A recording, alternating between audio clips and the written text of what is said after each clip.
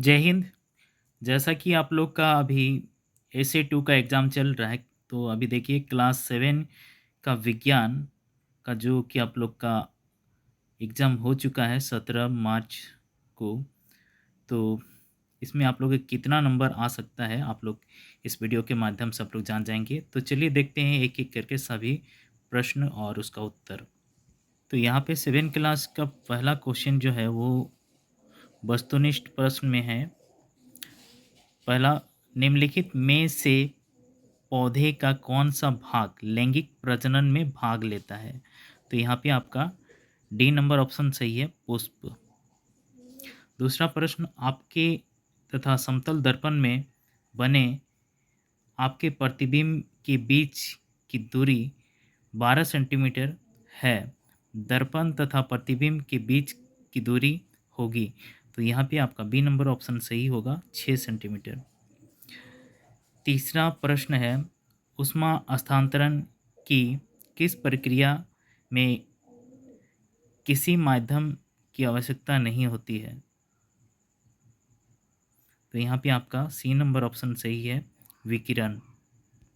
चौथा प्रश्न देखिए, दो या दो से अधिक विद्युत सेलों के संयोजन को रिक्त स्थान कहते हैं। तो यहाँ पे आपका भराएगा डी नंबर ऑप्शन, बैटरी।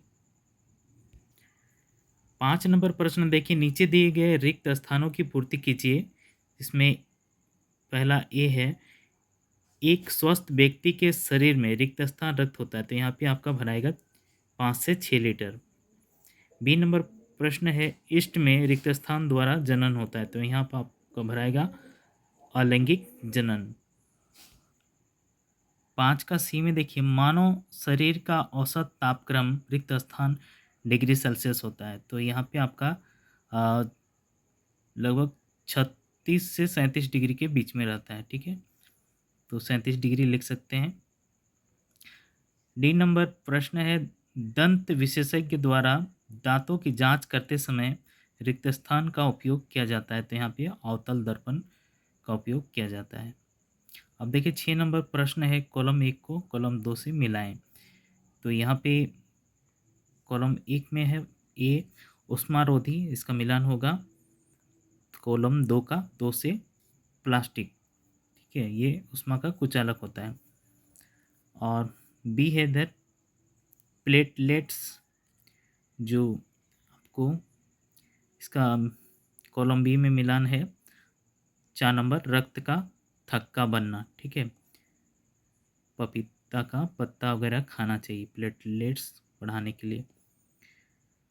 तीसरा है भूमिगत तना। तो भूमिगत तना में लहसुन जो है जमीन के अंदर होता है। और डी जल द्वारा प्रकीर्ण, तो ये है तीसरा नंबर नारियल। 7 नंबर प्रश्न है, निम्नलिखित कथनों में सही के सामने टी यानी कि ट्रू तथा गलत के सामने एफ यानी कि फॉल्स लिखिए। तो यहाँ पे देखिए, ये जलीय जीव अपशिष्ट पदार्थ के रूप में यूरिया उत्सर्जित करते हैं। तो ये गलत है, यानी कि फॉल्स। जलीय जीव अमोनिया पदार्थ के रूप में उत्सर्जित करते हैं। बी नंबर है, कवक में बीजाणु द्वारा जनन होता है। तो ये ट्रू सही है, अलैंगिक होता है। और सी नंबर, फ्यूज विद्युत धारा के ऊष्मीय प्रभाव पर आधारित एक सुरक्षा उपकरण है। तो ये सही है, ट्रू। डी नंबर, एक पारा पारा एक ठोस धातु है। तो ये गलत है, फॉल्स।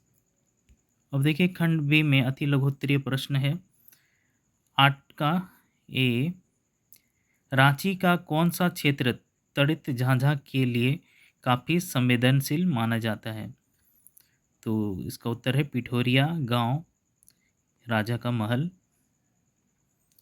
दूसरा प्रश्न है, किसी स्थान पर पवन की गति अधिक होने पर हवा के दाब पर क्या प्रभाव पड़ता है? तो उत्तर होगा, उस स्थान पर हवा का दाब कम हो जाता है। अब 9 नंबर देखिए, सही उत्तर लिखिए अम्ल क्षारक का नाम, और दूसरी तरफ लिखना है किसमें पाया जाता है। तो देखिए सोडियम या पोटेशियम, ये जो है सोडियम नमक में पाया जाता है और पोटेशियम फल, सब्जी, दूध, मछली आदि में पाया जाता है। और लैक्टिक अम्ल जो है ये दूध, दही, पनीर, अचार और कुछ फलों में पाया जाता है। कैल्शियम हाइड्रोक्साइड, तो ये कास्टिक लाइम, बुझा चूना आदि में पाया जाता है। और एसिटिक अम्ल जो है ये सिरका में पाया जाता है। 10 नंबर प्रश्न देखिए, इंद्रधनुष में कितने रंग होते हैं, उनके नाम लिखिए। तो यहाँ पे आपका आंसर आपको लिखना था 7, 7 रंग, लाल, नारंगी, पीला, हरा, नीला, इंडिगो और बैंगनी। 11 नंबर प्रश्न का ए, पौधों में जल तथा पत्तियों द्वारा भोजन का परिवहन किन ऊतकों द्वारा होता है। तो यहाँ पे उत्तर होगा आपका जाइलम और फ्लोएम ऊतक द्वारा भोजन का परिवहन होता है। 11 का बी नंबर प्रश्न है, दो जंतुओं के नाम बताइए जिनमें परिसंचरण तंत्र नहीं पाया जाता है। तो उत्तर है स्पंज और हाइड्रा। 12 नंबर प्रश्न, 4 एकलिंगी पुष्प के नाम लिखें। तो पहला है नारियल, पपीता, खीरा और तरबूज, ये चारों हैं। अब खंड सी में देखिए 13 नंबर, समतल दर्पण द्वारा बने प्रतिबिंब की 4 विशेषताएं लिखिए। तो यहाँ पे उत्तर में लिखिए ना था आपको, देखिए यहाँ पे यह आभासी सीधा वस्तु के आकार के बराबर और पार्श्व रूप से उल्टा होता है। 13 का या में दोनों में से कोई एक लिखना था आपको।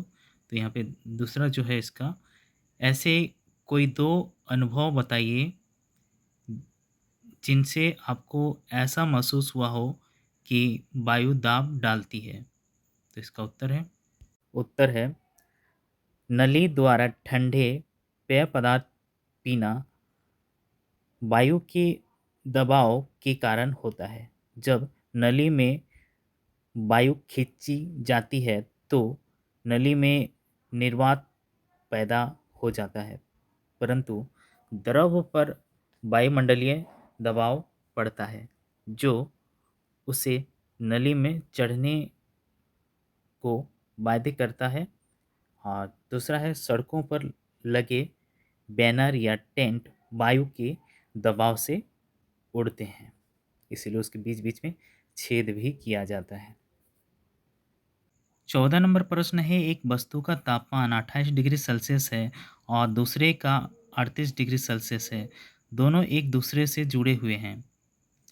तो यहाँ पे ये में है क्या ऊष्मा का प्रवाह होगा। तो हाँ, तो क्योंकि दोनों तरफ बराबर होना चाहेगा जो गर्मी है, अगर नहीं तो क्यों, तो ऐसा नहीं है, वो होगा ही। सी में है अगर होगा तो उसकी दिशा क्या होगी। तो दिशा जो है ये गर्म से ठंड की ओर जाएगी। डी में यह प्रवाह कब तक होता रहेगा। तो उत्तर होगा जब तक दोनों का तापमान समान ना हो जाए, यानी कि जो गर्म है वो ठंडा हो जाएगा और जो ठंडा है वो गर्म हो जाएगा। और 14 का या में ए है पहला, जब विद्युत हीटर से विद्युत धारा प्रवाहित की जाती है तो क्या होता है। तो इसका उत्तर होगा हीटर का तार या फिलामेंट गर्म हो जाएगा, लाल हो जाता है। अब 14 का बी में है एनीमोमीटर क्या है। तो एनीमोमीटर हवा की गति को मापने का यंत्र है। 15 नंबर प्रश्न है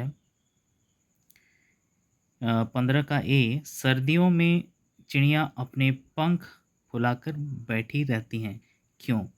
तो इसका उत्तर है सर्दियों में चिड़िया अपने पंख इसलिए फुलाकर बैठती हैं ताकि उनके शरीर के चारों ओर हवा की परत बन जाए जो ऊष्मा का कुचालक होती है और शरीर की गर्मी को बाहर जाने से रोकती है, जिससे उन्हें ठंड से राहत मिलती है।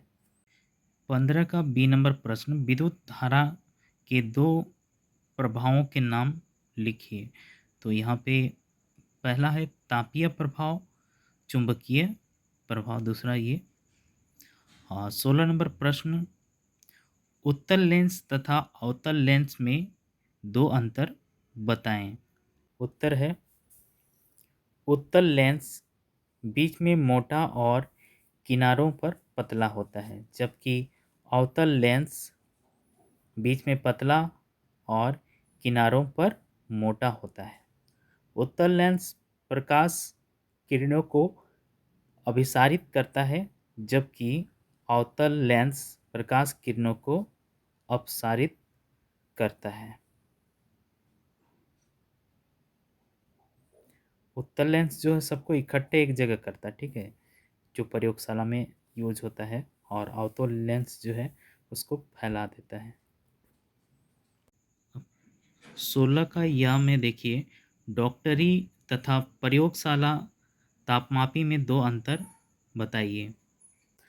अंतर करना है, देखिए, डॉक्टरी थर्मामीटर में सिर्फ शरीर का ही ताप मापा जा सकता है। ताप माने तप्त पानी का ताप नहीं मापा जा सकता। अगर नापेंगे तो थर्मामीटर वहीं पर गल जाएगा। डॉक्टरी थर्मामीटर का परिसर जो है वो है 35 डिग्री सेल्सियस से 42 डिग्री सेल्सियस तक ही उसको नाप सकता है। प्रयोगशाला तापमापी जो है ये थर्मामीटर, इसका परिसर 10 डिग्री सेल्सियस से 110 डिग्री सेल्सियस तक रहता है। 17 नंबर प्रश्न, कायिक प्रवर्धन से होने वाले किन्हीं चार लाभों को लिखें। उत्तर, सभी नए पौधे मृत पौधे के समान होते हैं। इस प्रकार एक अच्छे गुणों वाले पौधे से कलम द्वारा उसके समान ही अनेक पौधे तैयार किए जाते हैं। दूसरा है, फलों द्वारा उत्पन्न सभी बीज समान नहीं होते, परंतु कायिक जनन द्वारा उत्पन्न पौधों में पूर्ण समानता होती है। तीसरा है, कायिक जनन द्वारा नए पौधे थोड़े समय में ही प्राप्त हो जाते हैं। चौथा है, वे पौधे जो बीज द्वारा सरलता से प्राप्त नहीं किए जा सकते, कायिक जनन द्वारा प्राप्त किए जा सकते हैं। केला, अंगूर, संतरे आदि की खेती इस प्रकार की जाती है। 17 का यह में है, रंध्र क्या हैं? रंध्र के दो कार्य बताइए। उत्तर है, रंध्र या जिसको एस्टोमेटा भी कहते हैं, पौधों की पत्तियों पर पाए जाने वाले छोटे छिद्र होते हैं। ये गैसों के आदान प्रदान में मदद करते हैं और बाष्पोत्सर्जन में भी सहायक होते हैं। रंध्रों के दो कार्य ये हैं, ऑक्सीजन और कार्बन डाइऑक्साइड का आदान प्रदान करना, बाष्पोत्सर्जन में मदद करना। खंड डी में दीर्घ उत्तरीय प्रश्न है, देखिए 18 नंबर, मानव उत्सर्जन तंत्र का चित्र बनाइए तथा इसके विभिन्न भागों को नामांकित कीजिए। तो यहाँ पे मानव उत्सर्जन तंत्र का चित्र बनाना है और उसके भागों का नाम लिखना है। तो देखिए चित्र इस तरह से होगा, आप देख सकते हैं। सेम ऐसे ही आप लोग को बनाना था, आगे जब भी आए एग्ज़ाम में तो इस तरह से बना लीजिएगा। 18 का या में देखिए, किसी पुष्प के पुंकेसर एवं स्त्री केसर का नामांकित चित्र बनाइए। तो यहाँ पे आप देखिए चित्र इस तरह से पुष्प का चित्र बना के यहाँ पे आपको पुंकेसर और स्त्री केसर दोनों दिखाना है।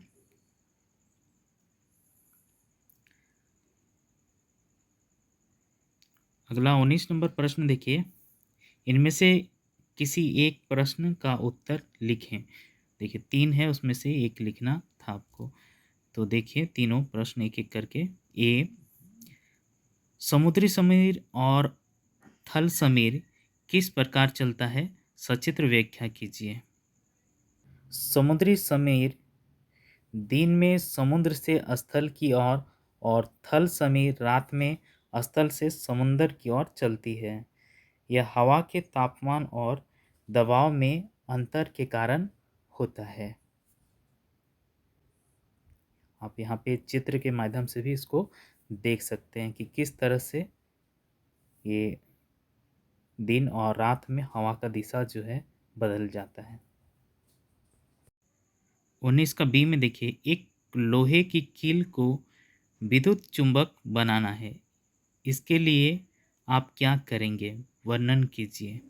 बी उत्तर है, विद्युत चुंबक लोहे की कील के चारों ओर तार लपेट कर तथा तार में विद्युत धारा प्रवाहित करके बनाए जा सकते हैं।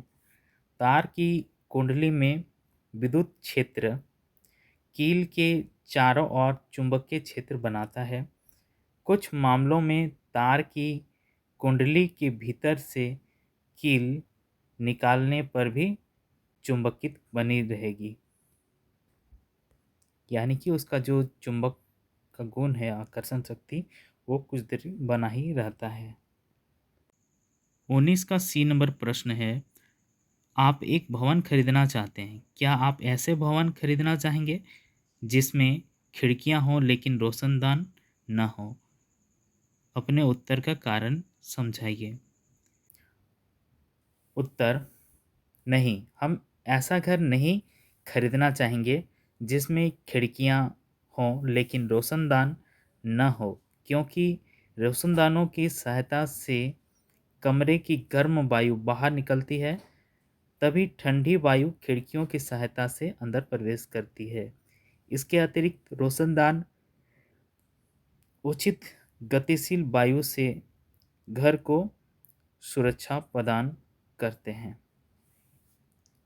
यानी कि बहुत बड़ा रोल होता है। अगर यदि रोशनदान ना हो तो गर्मी के दिन में घर बहुत ज़्यादा गर्म हो जाएगा। तो ये था आप लोग का साइंस का सारा क्वेश्चन का आंसर। कैसा लगा वीडियो कमेंट करके बताइएगा, कितना नंबर आ रहा है, और अगर नए हैं तो चैनल को ज़रूर से सब्सक्राइब कर देंगे। मिलते हैं अगले वीडियो में, तब तक के लिए टेक केयर, बाय, जय हिंद जय भारत।